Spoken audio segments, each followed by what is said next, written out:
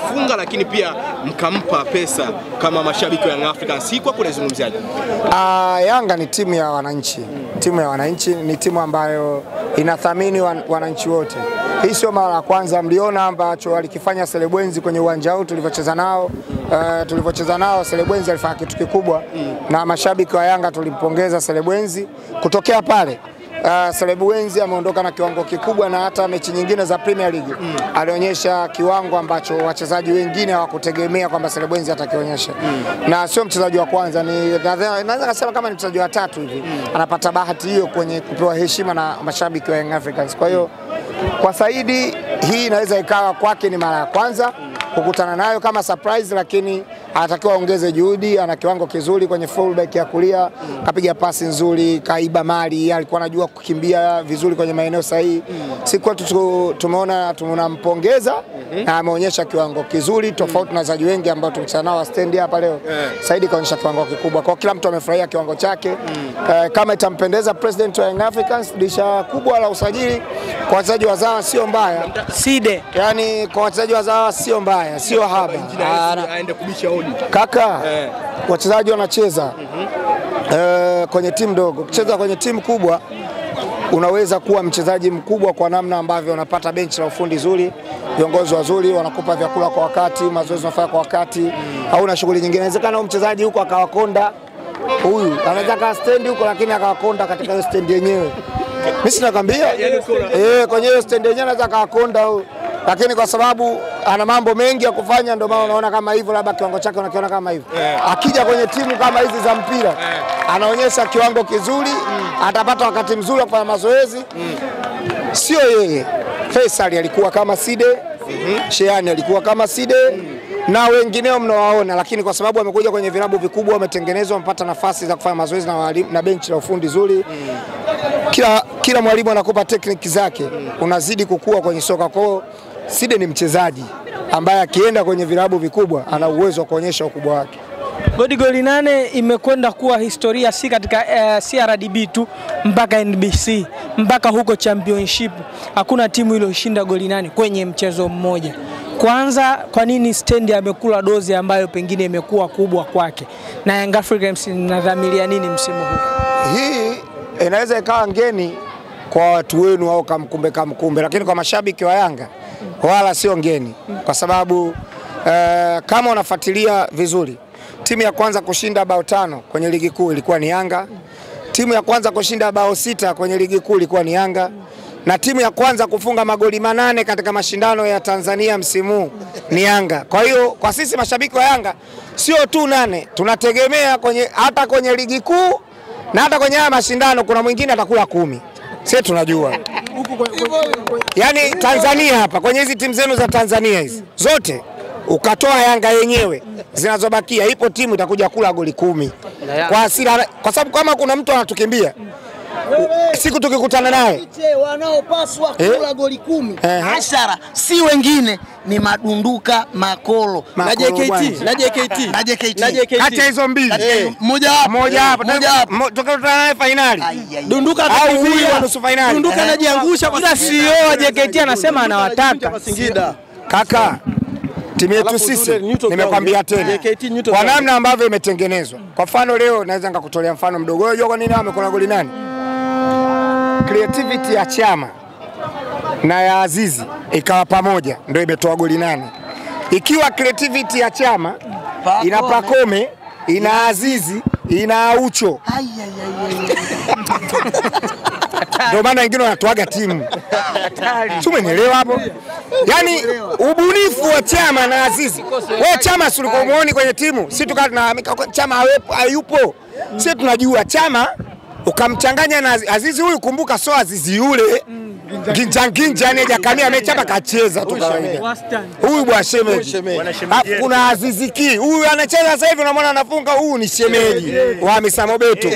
Alafu kuna Azizi Ki.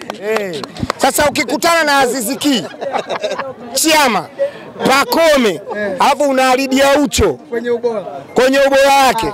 Prince Mpumelelo Dube uko pale, Clement Mzinze sio anatokea upande mwingine. Shekhe, hapo ndio wengine wanakimbiaga. Kwa hiyo hizi 8 wewe umeziona. Sisi wenzako tunaona 10 zipo, na hizo 10 zipo kati ya nusu finali au fainali. Yani zipo 10, zipo kabisa. Iza JKT au mbabe wa Singida na Simba. Na tucheze kokote. Kwa sababu ile kule si ni dabi ya watu wa Singida. Unajua wale makolo sasa hivi sio dabi nao. Wale pale makolo dabi yao sasa hivi ni Singida. Ndio kiwango chao cha kucheza nao. Na unajua kwa nini wale dabi yao? Sababu mtu wa Singida kashakuwa mbunge Singida. Sio, umeelewa? Kwa hiyo dabi yake na ile timu yake ni watu wa Singida kwa Singida. Singida dabi. Ile ni Singida dabi. Wale watu wa Singida na madunduka wengi nao ni watu wa Singida. Marage mara moja sijui nini na kuibia siri. Marage mara moja na hivyo na kuibia siri.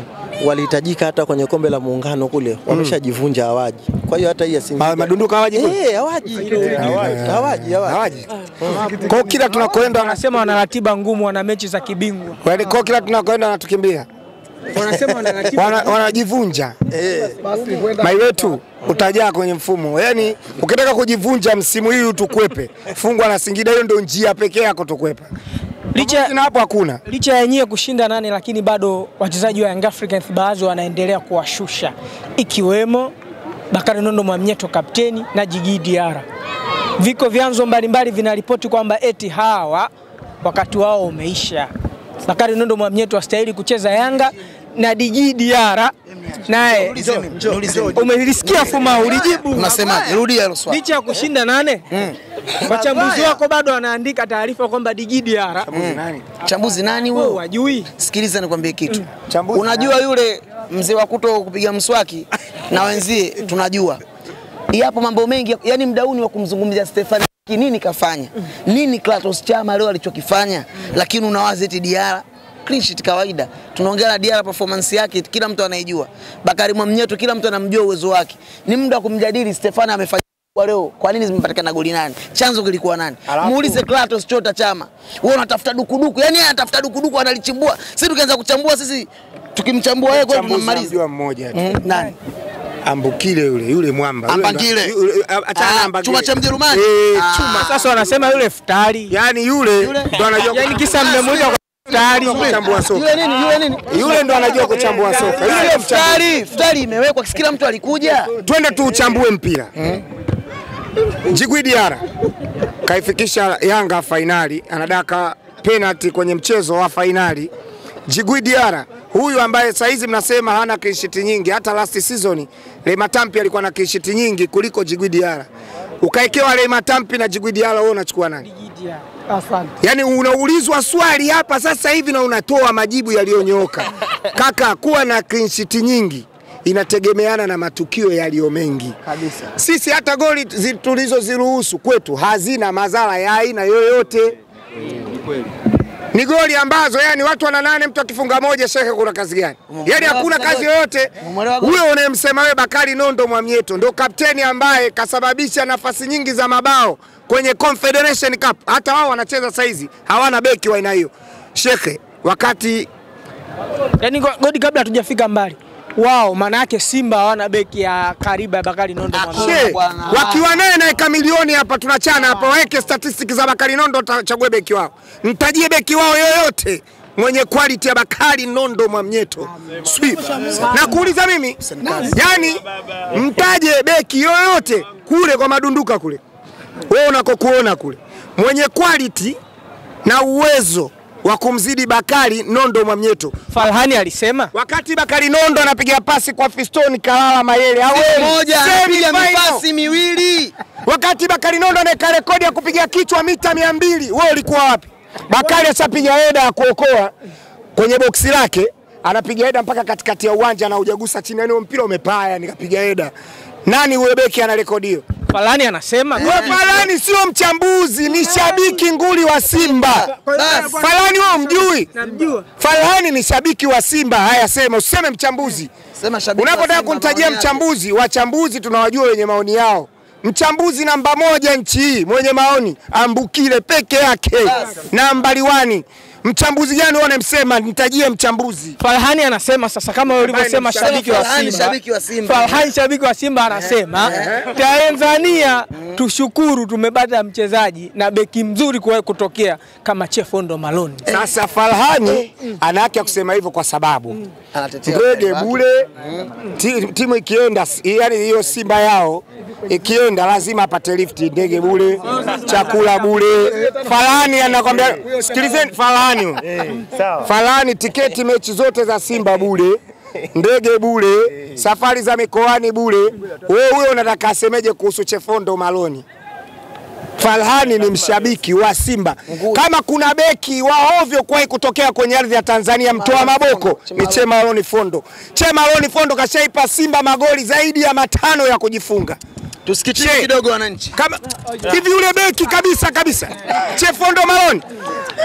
Back pass pale anapoteza watu wanashika kichwa chuma. Wewe shai kumuona beki wa Yanga anatoa pasi vile akaenda mtu anakufunga. Kwani si alikuwa kwenye goli 5 sio? Yule hata timu alinunuliwa. Wewe Chefondo Maloni atakatwa makofi na Ali Salim golikipa. Wewe ulikuwa wapi? Tanga hiyo nakwambia mimi juzi tu. Ali Salim kamgeukia kataka kumkata makofi Chemaloni Fondo anazingua anarudisha mali cha watu wameiba na kama walivyokuwa kupigana watoto wa Azam wauza juice. Wale mali liwazidi kaka. Unakamia mpaka watakupigana wenyewe kwa wenyewe juzi Chamazi. Kodi unasikia mbuzi wanasema watafika Zanzibar. Sasa hapa tunamshauri rais wa Zanzibar, rais wao Hussein Ali Mwinyi. Bwana Lastiboni watu ndo Lastiboni Lastiboni. Inshallah leo nitamwambia Sheikh nisikilize vizuri kwenye hili. Naam. Benjamin Mkapa inaharibika kwa mara ya 3. Haiwezekani bilioni 31 uniambie eti uwanja wa Mkapa unaharibika mpaka maji mvua ikinyesha eti maji yanabaki. Sikilize Meja Isamuyo, mvua inanyesha maji hayabaki.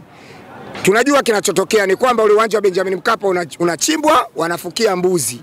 Milija ile ya uwanja wa taifa ya kupitisha maji chini inaziba yote. Mwinyi umewakaribisha hao. Uwanja umetengeneza kwa gharama huo. Bwana tumpigie magoti. Hao tunawajua. Tumuombe leo. Tumpige magoti tumuombe Mheshimiwa Rais. Mheshimiwa Mwinyi. Mheshimiwa Rais Mwinyi. Pigeni magoti tumuombe Mwinyi. Tumuombe piga magoti tumuombe Mwinyi. Tumuombe Mwinyi. Piga magoti tumuombe Rais Mwinyi. Rais Mwinyi. Mheshimiwa Rais kwa protocol. Vua kofia. Rais Mwinyi. Mheshimiwa Rais Mwinyi. Tunakuomba. Uwanja wa Zanzibar uangalie mara 2. Uwanja wa Zanzibar uangalie mara 2. Ulinzi uwe mkubwa. Wanachimba wanafukia mbuzi. Rais Mwinyi. Rais kipenzi cha Wazanzibari. Linda mali ya Wazanzibari. Rais, kuwa makini. Wapange vijana wako. Wanajifanya kuja kufanya mazoezi. Kwenye basi watakuja nalo. Wameweka mbuzi. Kuweni makini sana na makolo. Shukrani sana.